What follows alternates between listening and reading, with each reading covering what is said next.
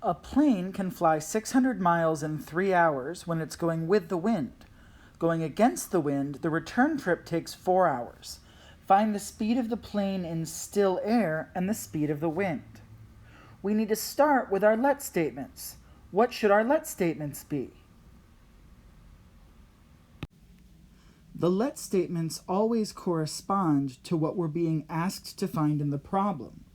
Since we're asked to find the speed of the plane in still air, we'll let the speed of the plane in still air be x.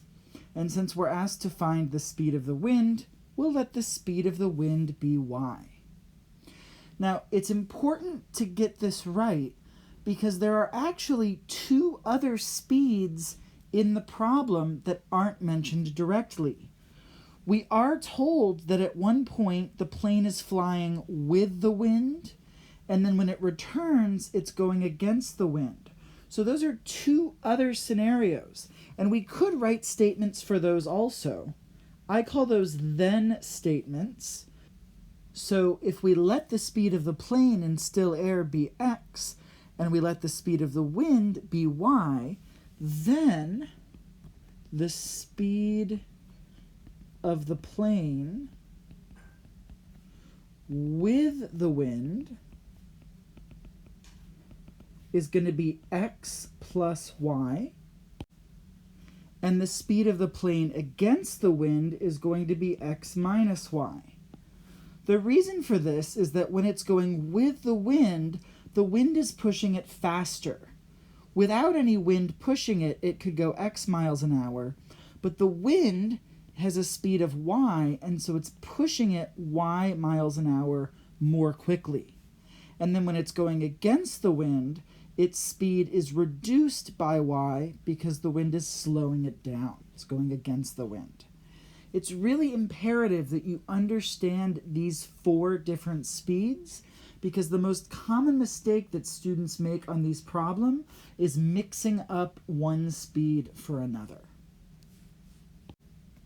So now we're going to set up our table with the relationship rate or speed, they mean the same thing, times time equals distance.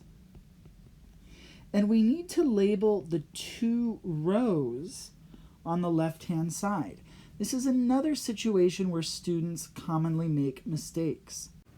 If we look at the information we're given in the problem, we're given 2 times, 3 hours and 4 hours. That 3-hour time corresponds to the trip when the plane's going with the wind, and the 4 hours corresponds with the time that it's going against the wind. So those are the two trips that we're looking at, and that's how we're going to label these two rows.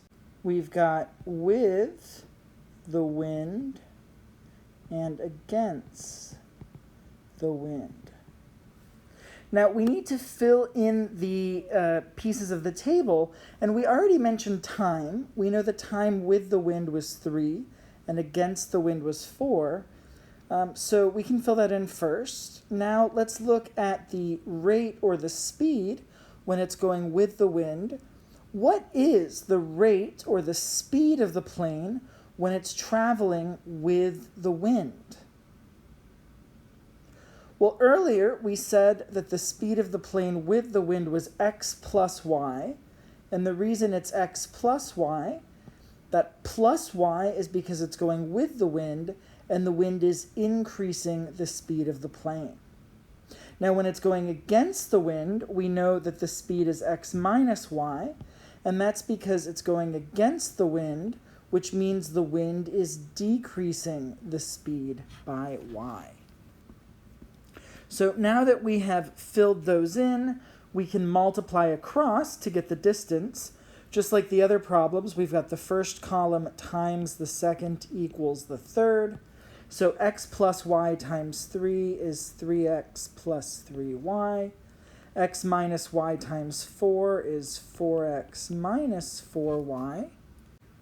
And at this point, there's one piece of information we haven't used yet, and that is 600 miles. What does this 600 miles represent? In this problem, we're told that 600 miles is the distance the plane flew when it was going with the wind, but it's also the distance it went going against the wind, because we're told it takes a return trip, which means it goes the same distance in each direction. And so both of these distances here, with the wind and against the wind, are equal to 600. So that gives us 3x plus 3y equals 600. And we've got 4x minus 4y equals 600 as well. Now we have a system of equations to solve, but it's a little bit complicated because all of the variable terms have coefficients that we would have to divide by if we wanted to isolate any of these variables. But there's a trick that we can use to make things easier. If we look at the first equation, 3x plus 3y equals 600, we notice that all three of these terms are divisible by 3, and so we can divide both sides of the equation by 3 to simplify things a little bit. That gives us x plus y equals 200. We can do something similar with the other equation. What can we divide the second equation by to simplify it? In the second equation, each of the terms is divisible by 4. So if we divide both sides by 4, that gives us x minus y equals 150. So now we have our new system of equations, x plus y equals 200, and x minus y equals 150. We could absolutely solve this by substitution, and you're more than welcome to do that on your own. But right now, I want to solve this using elimination, because we could use some practice with elimination, and also this one works out very well for elimination, because when we add these two equations together, one of the variables will be eliminated. Which variable becomes eliminated when we add the two equations together?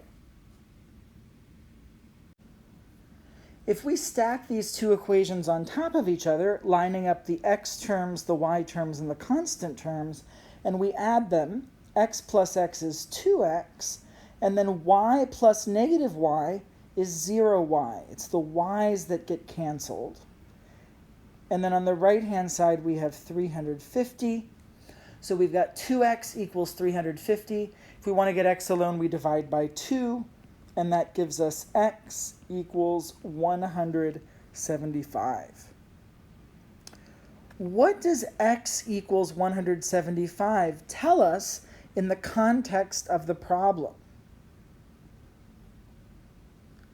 Well, if we go back to our let statements, we said that the speed of the plane in still air was going to be x, and we've learned that's 175.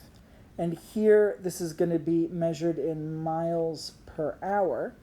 So that tells us that the speed of the plane in still air is 175 miles per hour. That's one of the two things that we were asked to find. We were also asked to find the speed of the wind, which is y. So we still need to solve for y, and we can do that by plugging in 175 for x into any of the equations with x and y. Personally, I'm going to choose x plus y equals 200. I think that's the simplest equation to substitute that into. So if we substitute 175 in for x, that's 175 plus y equals 200. And if we subtract 175 from both sides, that gives us y equals 25, which tells us that the speed of the wind is 25 miles per hour. And now we're ready to write our final answer. We were asked to find the speed of the plane in still air and the speed of the wind. So we can say the speed of the plane in still air is 175 miles per hour, and the speed of the wind